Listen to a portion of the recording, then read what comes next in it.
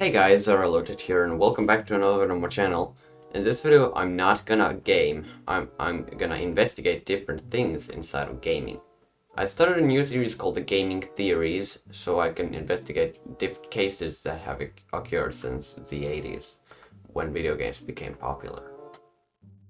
Before I begin the video, please remember to leave a like and subscribe and turn on notifications to get notified about my latest videos. I might make this a series if this video becomes successful.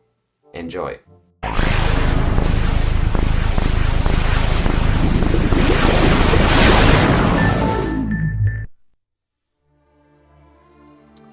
For those who are unfamiliar with it, Club Nintendo was a loyalty program where Nintendo fans could earn points for buying Nintendo products and use those points to redeem rewards. There were a lot of rewards like real trophies, posters, CD soundtracks, limited edition controllers, and even digital games. However, the service was discontinued completely in the fall of 2015, and many fans were shocked about it and didn't know what happened. In March 2016, Nintendo released a new service called My Nintendo, and it was said to be the successor of the Club Nintendo. When the rewards were unveiled, the fans were outraged. My Nintendo was considered a rewards program without any rewards. I'm now going to investigate why Club Nintendo fell and why the rewards on My Nintendo suck. According to some former members, Club Nintendo was alright until 2012 when it went downhill and plummeted to the ground, literally. 2012 is the year the Wii U was released, which is the most unsuccessful console of all time outside of the Virtual Boy.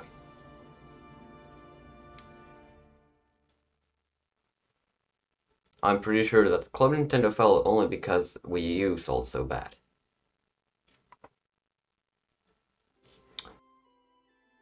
After the absolute success of the Wii in 2016, Nintendo developed an HD graphics console known as the Wii U, and it was quite disappointing compared to the Wii, since the Wii U sold over 100 million units, gaining Nintendo a lot of money, and thanks to that, Club Nintendo was very good. The reason why the Wii U flopped was because of bad marketing. People didn't know whether it was a new console or an accessory. In the E3 trailer of the Wii U, Nintendo literally named it the new controller. The name wasn't the greatest either, and the worst of this was the lack of storage and high price. Even the rivals like the PS4 and the Xbox One were a lot cheaper and had a lot more storage, and the Wii U was no match. I have some ideas of how the Wii U could sell better. They could have renamed it to something else like the Wii 5, because it was released 5 years after the Wii, or then it could be the Wii HD because it had better graphics, or the Wii 2, so it would fit better and it could also be the sign that it's also backwards compatible. I don't like the price, but it could have sold better if it was slightly cheaper than the PS4 and Xbox One, so it could surpass both and make it the market leader. The Xbox consoles are all owned by Microsoft and have existed since 2001 with the launch of the Xbox. After the launch, Microsoft said that they had sold it for a very low price, meaning that they had lost over $200 billion, which was very bad.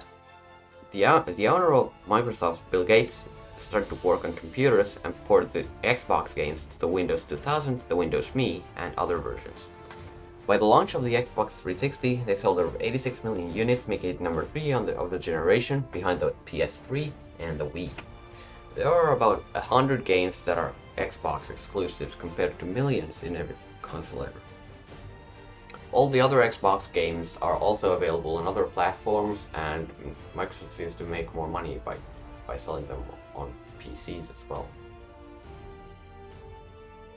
Since 1994, Sony has been the market leader of video game consoles and has the best-selling game console of all time to this day, which is the PlayStation 2, which has sold over 155 million units. They have used CD discs, which allowed them to store more data than the SNES and Super Famicom cartridges, which could store 20 megabytes compared to 600 megabytes. The, the PlayStation had existed in about 2 years prior to the release of the Nintendo 64 and still sold over the triple of the Nintendo 64. Sony is well known for exclusive games like God of War, Death Stranding, Ex Machina, and Last of Us Part 2. Most gamers buy a PlayStation only to play these games that aren't available on any other platform.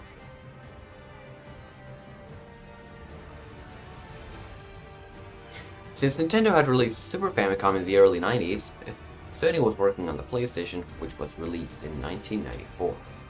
Since both had released the game consoles, they started to plan a CD add-on to the Super Famicom so they could play PlayStation games on it. The idea was scrapped in 1995 when the companies broke up. However, there was a prototype made of the Nintendo PlayStation, which has both a CD and Super Famicom cartridge placing, and it was sold for over $360,000 on auction. After Star Fox was released in 1993, Rare and Nintendo planned together to make a sequel. However, the idea was abandoned when Rare stopped working for Nintendo, and it slowly faded into oblivion. But it wasn't until 2017 when Nintendo released the SNES Classic Edition, and with it, Star Fox 2 was officially released to over 20 years later than planned. The game was released as unlockable after completing the first level of the first Star Fox game. The reason why it was delayed was simply because of relationship problems. So, that's the video. As I said in the beginning, if this becomes successful, I could make a series and the followings will be yours, and so you can leave your comments and ask me some questions, and I'm gonna try to investigate them. Thanks for watching.